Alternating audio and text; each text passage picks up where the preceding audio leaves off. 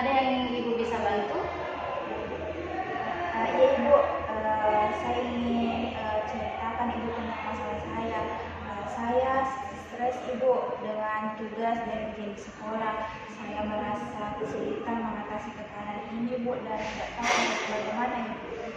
Baik, jika dia punya masalah dan ingin bercerita, silakan ceritakan kepada Ibu, karena dalam sesi konseling itu kita memiliki kode etik, jadi ceritanya akan aman, tidak akan tersebar luas. Nah, apa yang membuat Alfia ini merasa sangat stres? Saya bingung Ibu dan merasa terbebani dengan tugas sekolah Ibu yang semakin berat, karena ini membuat saya merasa stres dan tidak nyaman Ibu. Ibu bisa bantu, jadi mari kita eksplorasi lebih dalam. Apakah ada tugas atau subjek tertentu yang membuat Alfia ini merasa lebih stres? Ya Ibu, saya merasa tertekan dan cemas Ibu, terutama ketika harus menghadapi ujian dan menyelesaikan banyak tugas Ibu. Oh, jadi masalah utama Alfia ini adalah stres akademis karena tugas dan ujian yang menumpuk. Apakah itu? Ya Ibu, saya ingin mencari strategi untuk mengatasi stres ini Ibu. Dan saya juga ingin meningkatkan kemampuan mengelola saya Ibu. Nah, dari pembicaraan kita terlihat Alfia ini merasa sangat tertekan dengan beban akademis. Nah, apakah ada cara yang bisa kita batasi dan pribadikan agar kita dapat fokus pada solusinya? Iya Ibu, mungkin saya ingin menemukan cara Ibu untuk mengelola waktu saya dengan lebih baik Ibu, mengatasi tugas dengan efektif dan mengurangi kecemasan saat menghadapi banyak ujian Ibu. Nah, dalam mencari solusi itu, kita bisa mengeksplorasi beberapa alternatif yang mungkin bisa mengurangi dan agak menghilangkan stres Alfia ini. Nah, apakah Alfia ini ingin mencapai dalam mencari solusi ini? Iya Ibu, saya ingin mencari solusi Ibu. Saya mungkin perlu membuat jadwal atau memprioritaskan lebih tugas Ibu. Nah, sekarang mari kita evaluasi beberapa alternatif solusi yang mungkin kita dapat terapkan. Nah, yang pertama itu bagaimana jika kita mencari strategi manajemen waktu untuk membantu mengatasi tugas-tugas Alfia ini. Iya Ibu, mungkin saya bisa mencobanya Ibu. Nah, alternatif kedua itu bagaimana jika kita mencari dukungan dari teman atau guru yang mungkin bisa membantu untuk memahami materi yang sulit menurut Alfia ini. Ya Ibu, saya juga mungkin setuju dengan alternatif solusi yang Ibu berikan kepada saya Ibu. Nah, mari kita teruskan dan evaluasi alternatif ketiga, yaitu mencari bantuan dari konselor di sekolah seperti datang ke Ibu untuk mengatasi stres akademis Alfia ini. Nah, setelah mengevaluasi, ini ada beberapa alternatif solusi yang Ibu catat tadi. Mungkin Alfia ini bisa mengisi persetujuannya mengenai pernyataan Ibu usia atau tidak setuju menurut Alfia itu. Baik Ibu, Silakan diisi.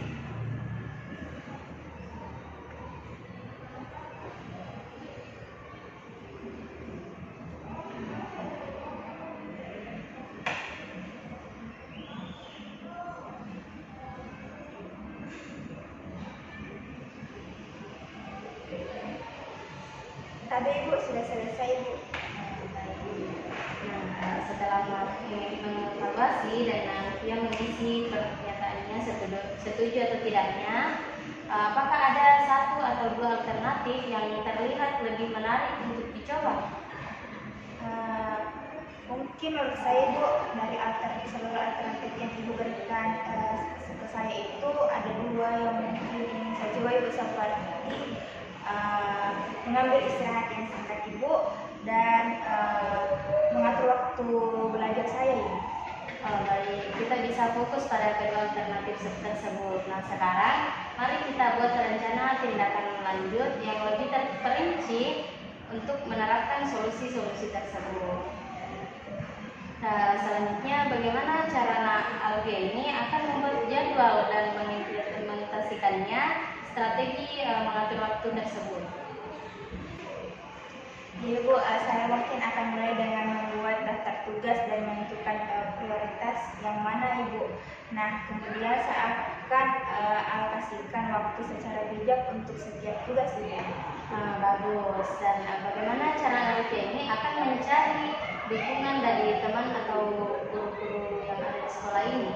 Mungkin saya akan mengajak teman saya untuk belajar bersama Ibu atau meminta bantuan dari guru saat saya mengalami kesulitan Ibu.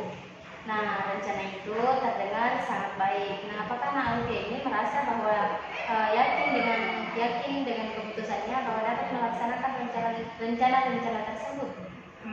Mungkin iya Bu, saya akan berusaha sebaik mungkin Ibu. Nah, setelah sesi konseling kita, sampailah kita kepada sesi konseling penutup. Jadi sebelum kita selesai, apakah ada pertanyaan atau kekhawatiran terakhir yang ingin kamu diskusikan dengan Ibu? Mungkin sudah cukup Ibu. Baik, sebelum mengakhiri pertemuan kita, apakah kamu bisa simpulkan apa yang bisa Alfia ini teroleh dari sesi konseling kita kali ini? Ibu, saya sekarang lebih memahami sumber stres.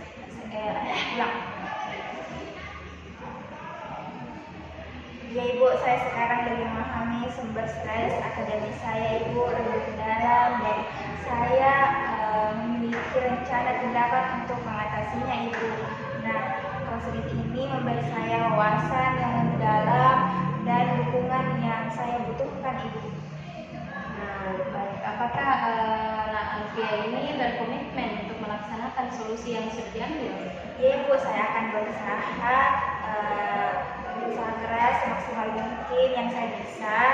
Jadi saya mengucapkan terima kasih banyak Ibu atas waktu dan bantuan Ibu. Jadi mungkin saya bisa pamit Ibu.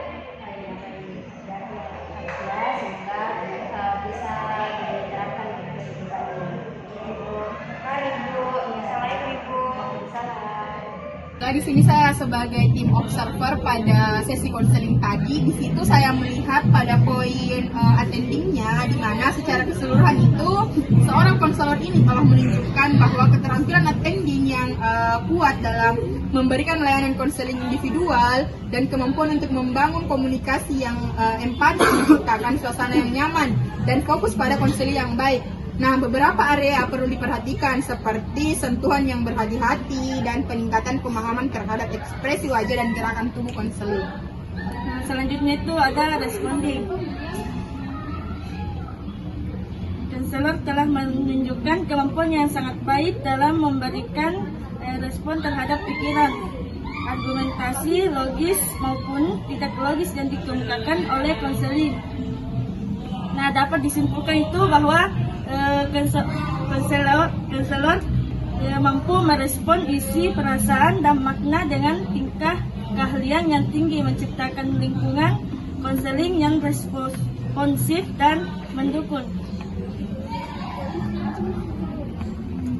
Oke, selanjutnya yaitu berdasarkan hasil observasi saya terkait personalisasi, bahwa konselor telah memberikan layanan konseling yang sangat efektif dalam membantu konseli untuk memahami dan mempersonalisasikan kekurangan serta masalah yang dihadapinya. Di sini konselor ini juga membantu konseli untuk mempersonalisasikan kekurangannya dengan sangat baik.